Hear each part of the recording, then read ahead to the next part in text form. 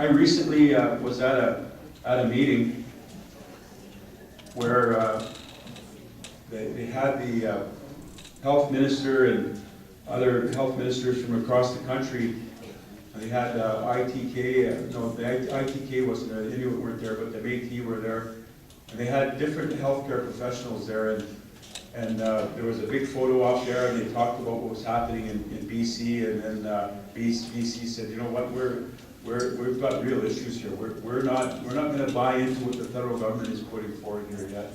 What was happening was the federal minister had put forward a strategy on a number of fronts, right? The issue of the illicit drug trade, and you know, the flood of imposition of fentanyl, and you know, the crisis of overdose, and you know, making those drugs available to actually stop overdose. There was a lot of things talked about in that strategy, and there was some minor mentioning of the Indigenous community. But what I was asked to do was to be there as the national portfolio holder. I got the file that was had all the parts of the national strategy in it, just at the last minute that morning. And then I was asked to sit up there and take a picture with the big gang. I refused to. And I said, no, I can't endorse this yet. I certainly think that I would do a huge disservice to our First Nations if I sat up there and took a picture with you. So I'm going to politely decline.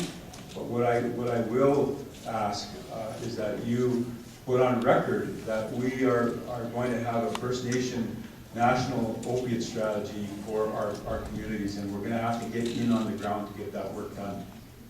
So part of that is actually going ahead and you know, getting from the service providers, those that have, you know, successfully been able to wean off of either methadone or Suboxone or cold turkey, or, you know, we definitely need input from all fronts.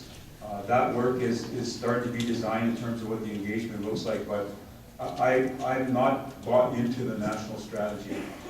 I can only see it as a way to further diminish the importance of our strategy, our authority, and the real number in terms of the investment that's needed in the community to deal with this. It's a huge number, and it's nothing that comes close to what the federal government is actually putting out there now. So I just want to let you know that we're supportive of the national strategy in one sense, but we're not part of that national strategy in any substantive nature. So we're going to continue to work with every region across the country, and one of the ways that we're going to do that is part of the health accord process, and my was a very stern request. You would call it a demand, if you will. But what I suggested at the health accord meeting, the table where the health minister and other ministers met, was I said we need the investment for our health accord task team, and we also need investment for an Indigenous health summit. So what will happen either in May or June, or maybe later, we're not sure yet, but the investment has been committed.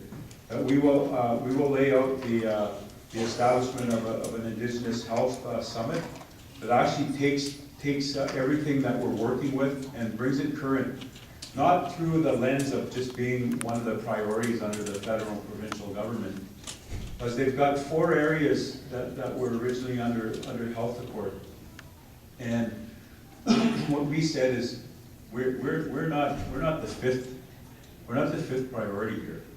We are our own priority, and we are our own process. So we moved away from becoming just a 5th priority area in health accord, and we moved over here and we said we are putting forward, and we're telling you that there is a First Nation health transformation agenda in Canada. So that's what this is being built around, is the